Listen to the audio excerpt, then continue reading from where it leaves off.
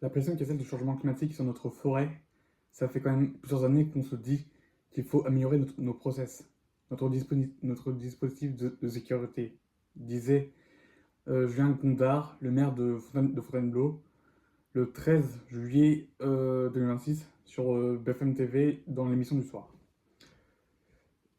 Alors aujourd'hui, je vais vous parler de l'incendie criminel de Fontainebleau depuis cette même date-là, et euh, selon un article paru du Monde.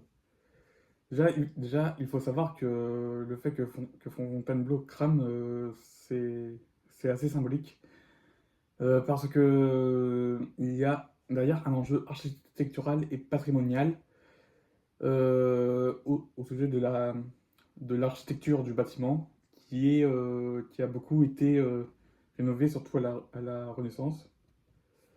Il y a aussi un enjeu politique et diplomatique qui fait que le château de Fontainebleau est un lieu d'accord depuis le règne de François Ier. Et bien sûr, un enjeu environnemental parce que c'est aussi là-bas qu'il y a la célèbre forêt qui porte son nom d'ailleurs, qui est aussi une réserve naturelle.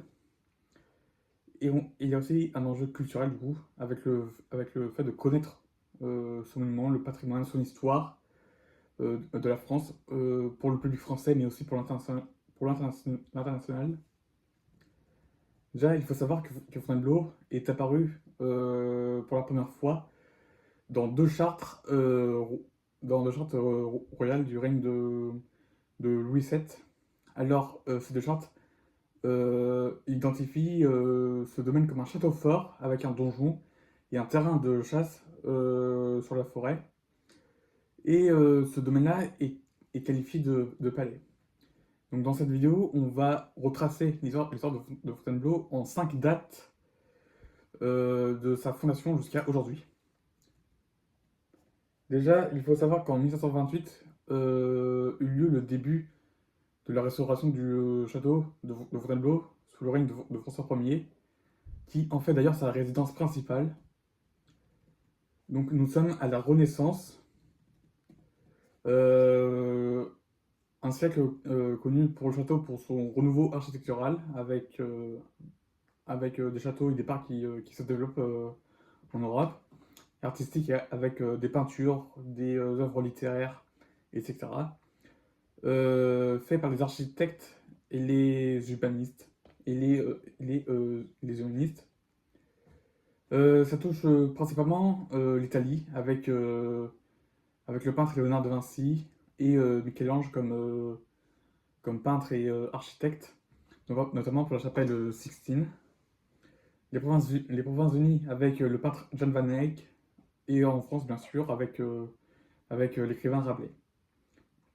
Donc ici, François Ier fait appel à des artistes italiens de deux États italiens, du coup, particulièrement de la République de Florence, avec Rosso Fiorentino, Francesco di Pellegrino et Lorenzo Naldini, et des États pontificaux avec la ville de Bologne, avec Francesco Primaticcio et Antonio Fantuzzi.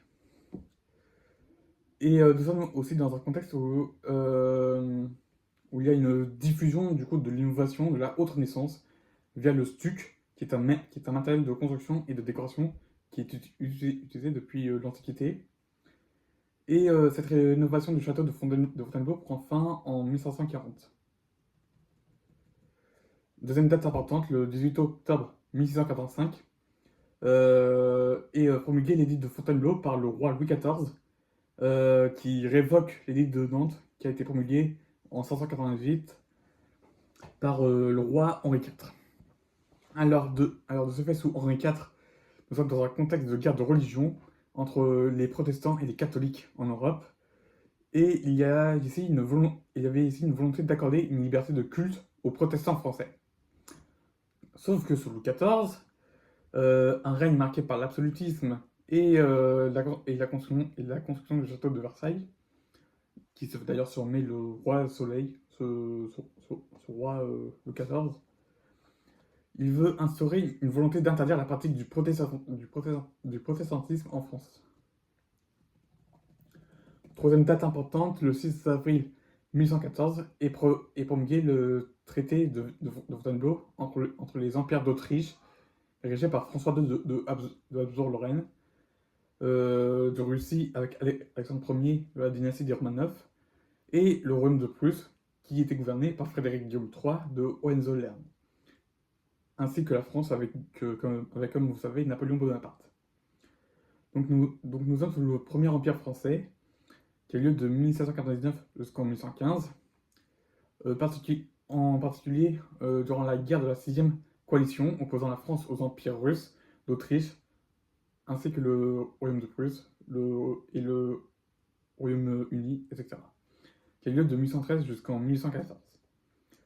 Alors, à l'issue de ce traité, Napoléon signe et accepte d'abdiquer et bénéficie de la souveraineté de l'île d'Elbe, auquel il départ le 20 avril, soit quelques jours, 2 semaines après, et d'une rente de 2 millions versée par le gouvernement français.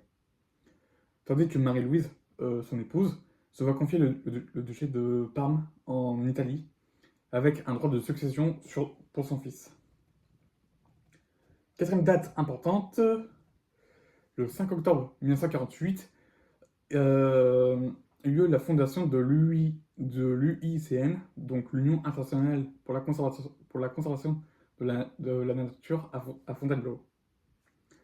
Nous sommes dans un contexte avec des premières préoccupations environnementales. Il faut savoir qu'on sort de la Seconde Guerre mondiale et les bombardements atomiques d'Hiroshima et de Nagasaki au Japon en 1945 ont choqué le monde entier de par sa violence. Il faut savoir qu'après, ces deux villes ont été complètement rasées et il y a aussi une décolonisation en Asie puis en Afrique. Notamment dans un premier temps pour l'Inde.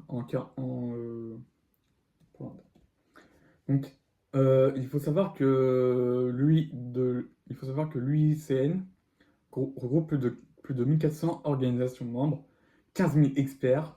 Donc, ça peut être des biologistes, des économistes, des juristes, des spécialistes de la communication et de l'éducation. Tout ça regroupé autour de 160 pays. Et, ceci est à l'origine de nombreuses conventions pour la conservation de la faune et de la flore. Et cinquième et dernière date importante, en 2011, donc il y a 15 ans, il y a eu la première édition du Festival de l'histoire de l'art au château de Fontainebleau. Nous sommes dans un contexte où la France patrimonialise ses monuments historiques et aussi archéologiques. Donc cela se passe sous 3 jours, d'ici mai-juin, qui réunit des spécialistes, étudiants et publics. Et cet événement-là est gratuit et ouvert à tous.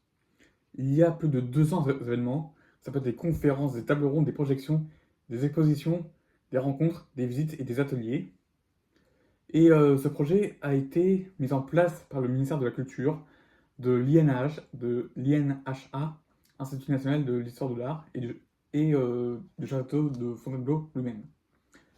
Et cet événement favorise les échanges internationaux. Pour conclure, je ne vais pas redire tout ce que je dis, mais je dirais que le site de Fontainebleau a une très grande importance et qu'il est plus qu'important et urgent de le protéger.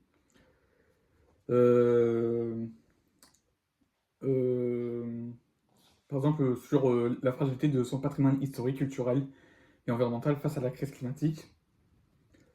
Alors, selon l'enquête qu'il y a eu, il y a eu 2 suspects. Il y a eu un sapeur-pompier volontaire et un avocat, d'après ce que j'ai vu. J'estime alors que, vu la gravité de ces événements, la justice va être ferme. Donc, pour moi, il doit y avoir prison ferme pour les deux, et aussi impossibilité de réexercer la profession de sapeur-pompier pour le sapeur-pompier volontaire. Et je tiens aussi à rappeler l'enjeu du XXIe siècle d'un point de vue environnemental. Je rappelle que 9 feux de forêt sur 10 sont criminels. Ça peut être dû à la clope, à un barbecue, à de l'essence, ça peut être tout et n'importe quoi. Euh, nos politiques doivent lutter contre l'irresponsabilité de ces personnes par l'éducation et la sanction ferme. Et je tiens aussi à apporter mon soutien aux sapeurs-pompiers de France et du monde. Je suis conscient que leurs métiers ne sont pas évidents, mais pourtant nécessaires pour nous, surtout dû à la difficulté de cette mission. Et nos politiques doivent agir urgemment face à ces irresponsabilités et à ces crises climatiques qui se répètent et qui s'aggravent année après année. J'espère que cette vidéo vous a plu. N'hésitez pas à partager, à mettre un j'aime, à mettre un commentaire et surtout à vous abonner à ma chaîne si ça vous a plu. À la prochaine.